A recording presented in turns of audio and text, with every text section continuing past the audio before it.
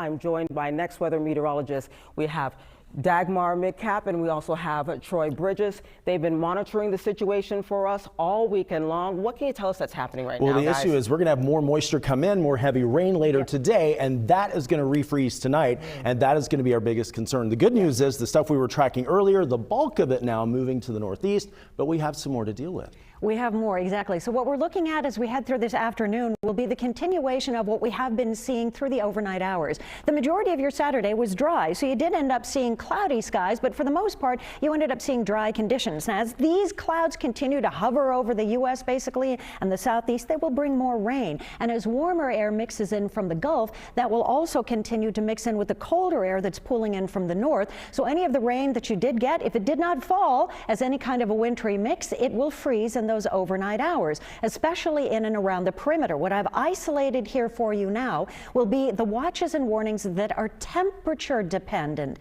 So look at where you're even seeing freeze watches and warnings in through Florida, the Panhandle, ending up for us when I add in all of the winter weather related watches and warnings. It is a nasty mix that continues across the vast majority, affecting hundreds of millions of people west of the Mississippi, from the northern tier states all the way through down to the Gulf.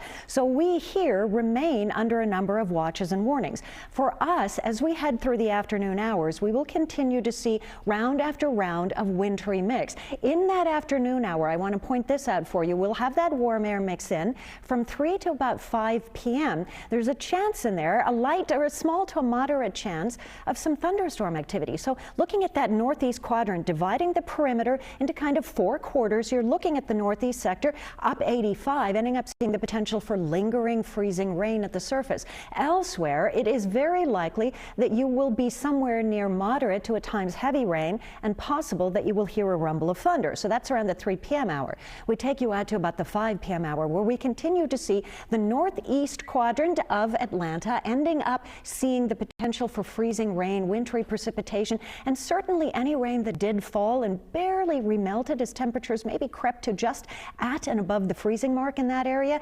That's going to rapidly refreeze into some dangerous sheet ice, black ice, ice on the power lines, the trees, as we head into those evening hours. So as this system clears now, watching the yellows and the greens and the reds clearing out to the east, as this happens, you're stopping now at around 10 p.m. tonight.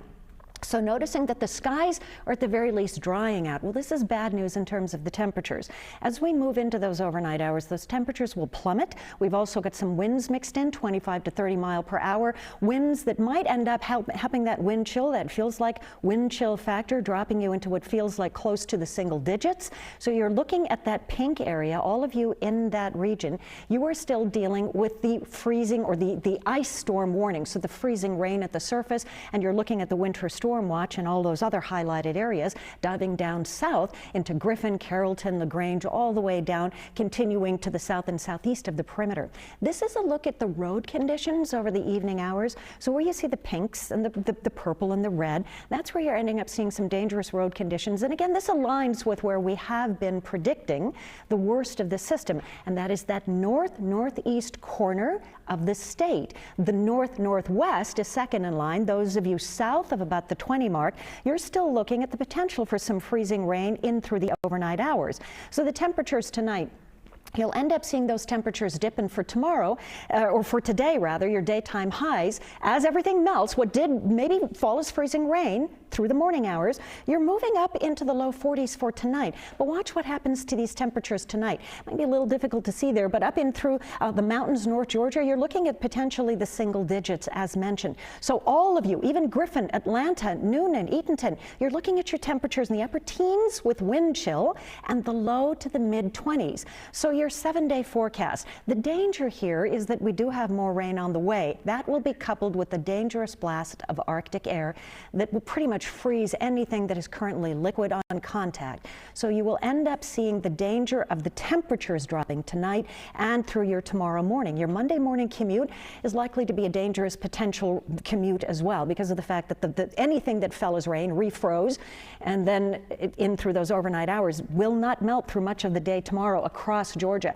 The temperature that you're reading there on Monday, that's from the airport. So that's Hartsfield-Jackson. So those of you north of 20, up and through northeast Georgia, you know you're not even getting out of the low 20s for your day on Monday. So please keep that in mind. Afterwards, we will be looking at the low to the mid 40s and heading through into next weekend.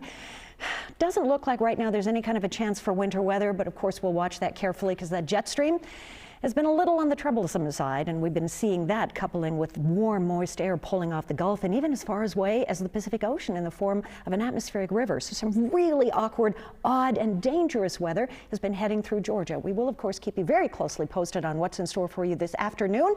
Sharon, we'll head it back over to you, and Troy will be with us a little later on as well. All right, Dagmar, thank you. So we basically do not let down your guard. Thanks, appreciate it.